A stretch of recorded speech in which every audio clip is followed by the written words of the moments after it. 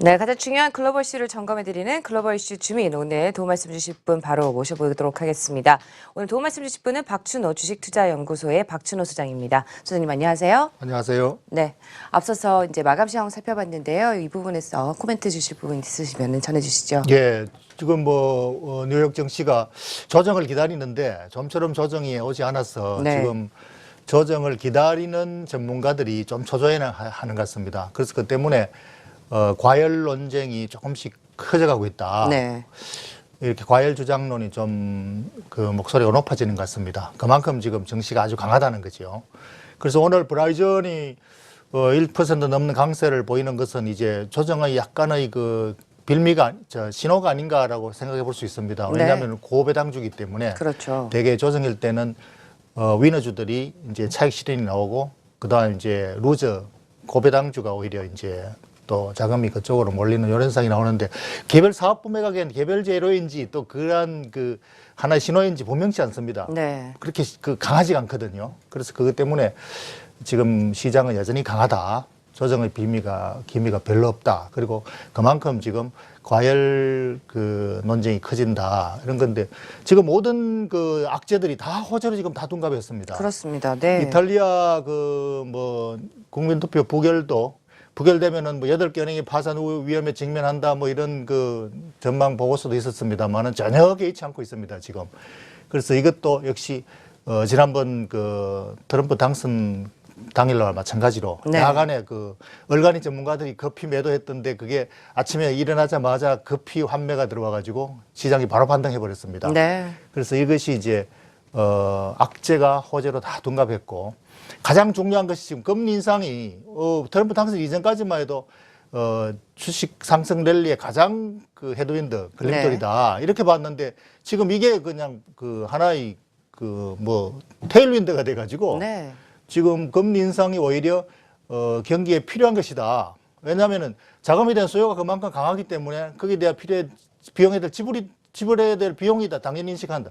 사실 이 인식은 지금 인식 변화가 아니라 트럼프 당선 이전에 금리 상승이라는 것은 초기에서는 원래 경기가 좋아서 나타난 현상이기 때문에 호재였고 지금도 또 그래 봐야 된다라는 주장이 논리적인 그 주장은 굉장히 강했지만은 네. 되게 냉소에 그쳤습니다. 자금 소요도 없는데 그런 소리가 과거에 경기 좋을 때 얘기지 그랬는데 그렇죠. 지금 트럼프 당선 이후에는 이제 전통적인 그런 그 시각이 이제 인식이 바뀌었거든요. 네. 그러니까 바뀐 게 아니라 원래 시각으로 돌아왔다 이렇게 봐야 되겠습니다. 네. 그래서 그런 것들이 지금 시장을 끌고 갈고 있는 지금 과열에 대한 그만한 힘이다 이렇게 네. 봐야 되겠습니다. 또 트럼프 랠리 얘기가 나왔으니까 얘기를 좀 여쭤봐야 되겠죠. 트럼프 수혜주라고 불리고 있는 이제 캐터필러 얘기를 좀 여쭤봐야 되겠습니다. 수혜주이긴 한데 사실 과도한 실적 예상 이 부분에 대해서 어떻게 보시는지. 예, 그저께 네. 회사에서 컨퍼런스 콜을 했더라고요. 네. 이제 정권사에서 요청으로 투자 설명회를 했는데 회사에서 오히려 더 걱정을 하더라고요. 네. 그 정권사들의 전망치가 너무 낙관적이다. 우리가 그렇게 낙관적이지 않다. 사실 지금 그 캐터필러는 트럼프 당선의 가장 최대 수혜주입니다. 그렇죠. 원래 연간으로도 40% 이상 주가가 올랐고 트럼프 당선 이후도 계속 오르고 그리고 트럼프 정책의 모든 그 수혜를 다 지금 받을 수 있는 그러한 대표 기업입니다. 그래서 그 때문에 대표주가 돼 있는데 네. 그러다 보니까 너무 과도하다 기대가 지금 실적이 과거 전성기 때 물론 한 4-5년 전입니다만 전성기 때 실적의 절반밖에 안 됩니다 지금. 네. 그런데도 주가는 지금 거의 잘 그 가고 사상 있죠. 최고치 근접하고 있거든요. 그래서 너무 지금 기대가 과도한데 회사에서 왜 이렇게 도로 우려를 과도한 걸 하는지. 우려하느냐. 이 기대가 너무 과도하면 기대치에 미흡하면 주가가 나중에 크게 떨어지거든요. 그렇죠. 실망스럽게 볼 수도 예, 그래서 있겠죠. 기대치를 네. 너무 오버하지 않도록 회사에서 이제 조정을 합니다. 그게 이제 미국이 좀 정직하다는 거죠. 우리나라 기업하고는 너무나 다릅니다. 우리는 네. 많이 과도하게 예측해주면 좋아서 그냥 낙관적으로만 그 CEO들이 광고를 하는데 자기들 그리고 또 미국의 CEO가 항상 공개 시장에서 또 이거 마치면 또 다른 업종으로도 가고 얼마든지 또 다른 데 팝니다. 자기를. 네. 그런데 이게 이제 전망치를 잘못해가지고 실적이 주가가 떨어지면은 자기 가치, 몸값이 확 떨어져 버립니다. 그렇기 때문에 자기 관리를 하는 거죠. 그래서 우리나라는 그냥 성과 받아먹고 도망가면 그뿐이다라는 이런 인식이 있는데 미국은 네. 그렇지 않기 때문에 실적 전망치가 상당히 신뢰성이 높습니다. 그래서 그런 관점에서 지금 그 캐터필러가 낙관적인 것만이 아니고 보호무역 관세 받으면은 우리가 중국에 많이 나가 있는데 불리하다. 그리고 또 달러 강세 때문에 지금 일본이 그 2위가 고마스, 뭐 히다치 이런 그 쟁쟁한 그 경쟁사들이 경쟁하고 있거든요. 그러니까 지금 엔화 약세 때문에 그 회사들이 우리 미국 시장에 들어오면 우리가 약해진다. 그런 것들이 이제 그 낙관적인 것만 있는 게 아니다라는 게 상당히 정확하게 짚어준 거죠. 네. 그래서 그게 지금 캐터필러가 말하는 게 바로 미국 시장이 또 너무 나가고 있다. 이런 것도 네. 하나의 그 반증되는 그 근거가 아닌가 싶습니다. 네, 시험과 관련한 코멘트 들어봤습니다. 바로 이어서 오늘의 이슈 함께 확인해 보시죠.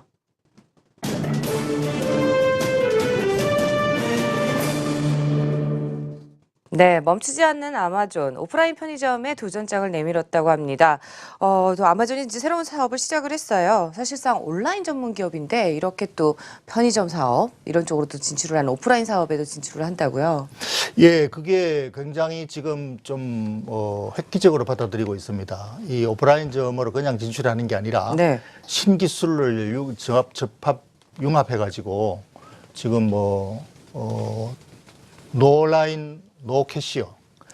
그러니까 네. 뭐 들어가려고 줄도 안 서고 캐시 결제하려고 줄도 안 서고 그냥 지하철 통과하듯이 자기 스마트폰으로 패스하듯이, 통과하고 네. 그렇게 하고 결제도 그걸 해버리고 그렇게 하겠다. 그게 이제 가장 요점이죠.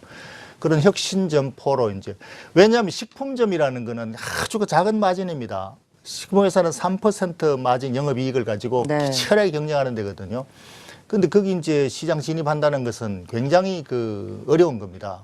그래서 대부분 기존 시장 지배자들한테 지금 진입할 생각을 안 하죠. 네. 근데 거기를 치고 들어가는 겁니다. 네. 왜냐하면은 지금 아마존이 모든 것을 다 집어먹겠다 그러는데 식품만 이게 온라인 배달로 잘 하기 안 어려운 되죠. 거라서 네. 그게 이제 직접 오프라인으로 가야 되는 건데 그럼 그걸 갖다 가장 편하게 가는 방법이 이제 완전 자동으로 통과하는 걸로 하겠다 이런 건 내 구상인데 상당히 지금 긍정적으로 받아들이고 있습니다. 네, 혁신이 아닐 수가 없겠어요. 예, 네. 그래서 그게 이제 지금 완전히 컨셉을 바꿔버리가 기존에 소매점들이 이제 다 죽는 게 아닌가 지금 그런 주가가 걱정까지 나올 수 있을 정도로. 근데 이제 만약 실패하면 이것도 이제 크게 투자 비용 떨어지는 그렇죠. 예, 이유가 상당히 될수 있겠죠. 모험이죠. 네. 모험인데 사실 아마존은 지금 트럼프 최대 피해주입니다. 네. 고가주라서 트럼프가 미워하는 주식인데 그러다가 지금 트럼프 당선 전에 워싱턴 포스트를 아마존이 가지고 있거든요. 네. 거기서 혹시 성추문 스캔들이 거기서 나온 게 아닌가를 의심을 받고 있어가지고 가장 크게 손볼 기업이다 이렇게 지금 움츠리고 있었는데 네. 이걸 한번 치고 나온 것이기 때문에 정면 돌파 그걸로 해서 어떻게 기업 가치를 높이는 요게 아마 그게 이제 정면 돌파하는 게 전략이 아니겠는가 상당히 기대가 됩니다. 그래서 주가도 그렇게 크게 반응을 했습니다. 좋게 네, 반응을 주가 흐름 하고요. 한번 살펴볼까요? 예, 네. 이 5일간 주가 보면은 지난 한 3% 급등을 해가지고 네. 그 전체 흐름도 원래 아마존이 굉장히 좋다가 트럼프 당선 이후에 많이 이제 위축돼 있었는데 지금 차트 모양도 이중 바닥을 만들면서 다시 이제 전열을 가다듬고 있는 거죠. 이게 아마 촉매가 되지 않을까 상당히 고무적이고 또 이런 시장 침입은 우리가 본받아야 될 그러니까 기술 혁신에 대한 노력을 지금 하고 있는 것이기 때문에 그냥 막연히 들어가는 게 아니거든요. 그래서 상당히 좋은 사례가 될 것 같습니다. 네. 어떻게 보면은 이제 온라인 전문 기업이죠. 아마존이 이제 그동안 가지 않았던 길을 이제 걸어가면서 신성장 동력을 이제 찾아가는 흐름 보이고 있는데 새로 도전장을 냈을 때 이렇게 성장세를 좀 보였던 기업들 국내에도 분명히 있을 것 같아요. 국내에는 이만한 기술 혁신을 가지고 성장하고 이런 거는 이제 신기술주 네이버 같은 이런 회사들이 있었는데 소매점 점포에서 이런 기술 혁신 노력을 하는 사례는 별로 흔치는 않습니다. 그런데 이제 비슷하게 한번 찾아본다면은 롯데칠성이 지난 궤적에서 우리 소주 시장에 진입했던 거, 네. 또 맥주 시장에 진입했던 거, 그렇죠. 이것도 이제 조금 비슷한 사례가 되지 않을까 싶습니다. 롯데칠성 장기 차트를 보시면 2006년도에 소주 시장에 도전했거든요. 네. 소주 시장은 진로가 그냥 완전히 거의 독점하다시피 하고 있는 시장인데 여기에 다른 지방 소주들 빼고 도전할 상상조차 못하는 이런 시장인데 여기에 이제 치고 들어왔습니다. 네. 그게 이제 저가 소주, 또 여성들이 먹는 소주 이런 걸로 사회의 트렌드 변화에 맞춰서 치고 들어왔는데 완전히 성공했습니다. 성공적이었죠. 예, 네. 그래서 기업 가치가 뭐 50% 이상 증가했고, 뭐 그 이후에 이제 뭐 금융위기 때문에 주가가 많이 추락했다가 다시 또 반등을 했는데, 그다음 두 번째 도전이 2014년도에 맥주 시장에 또 도전했죠. 네. 맥주 시장도 사실 뭐 하이트하고 맥주하고 양강 구도가 완전히 구축돼 있는 데라서 진입하기가 쉽지 않죠. 수입 맥주 네. 빼고 국내에서 도전하는 게 쉽지 않습니다. 그런데 거기 또 치고 들어갔습니다. 그래서 이제 이 프리미엄 맥주로, 그래서 그거를 또 완전 성공했습니다. 네. 그래서 다시 또 거기서 기업 가치 한 50% 이상 올랐죠. 그러다가 지금 최근에 많은 조정을 뭐 받고 있는데, 이건 뭐 이제 정치적인 이슈도 있고 사회 이슈도 있고 여러 네. 가지 뭐 겹쳤습니다만, 어쨌든 간에 그 단순한 그냥 이벤트 효과가 아니라 기업 가치를 그만큼 올렸고 또 주가도 거기에 대한 반응을 했고, 이런 사실은 이제 실질적인 그 전략, 네. 그냥 막연한 그냥 형식적인 그냥 뭐 업황이 좋다 그러니까 우리도 들어간다 이런 게 아니라서, 그런 관점에서는 좀 비슷한 사례가 되지 않을까 싶습니다. 네. 계속해서 기업 가치를 이제 제고해 보시면서 투자에 임하셔야 될 텐데요. 끝으로 투자자분들을 위한 당부의 한마디 부탁드립니다.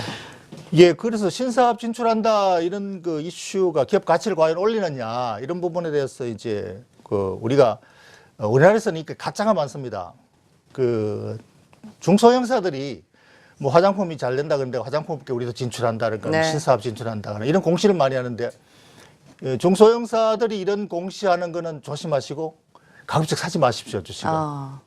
이런 거는 그 신사업 공시가 아니라 공시 사업에 들어가는 겁니다. 네. 공시 사업이 뭐냐면은 공시를 해가지고 주가 오르면은 거기다가 자사수 팔아먹는 그걸 공시 사업이라 그럽니다. 네. 그러니까 속임수가 많아서 그런 걸 갖다가 과연 기업 가치가 올리는 것이냐 잘 판단을 해야 된다. 그걸 네. 좀 말씀드리고 네, 싶습니다. 미국과 조금 이제 대두되는 모습이긴 하지만 앞으로 투자하시는데 함께 참고하시면 좋을 것 같습니다. 오늘 도움 말씀 주신 분 박춘호 주식투자연구소의 박춘호 소장이었습니다. 말씀 고맙습니다. 감사합니다.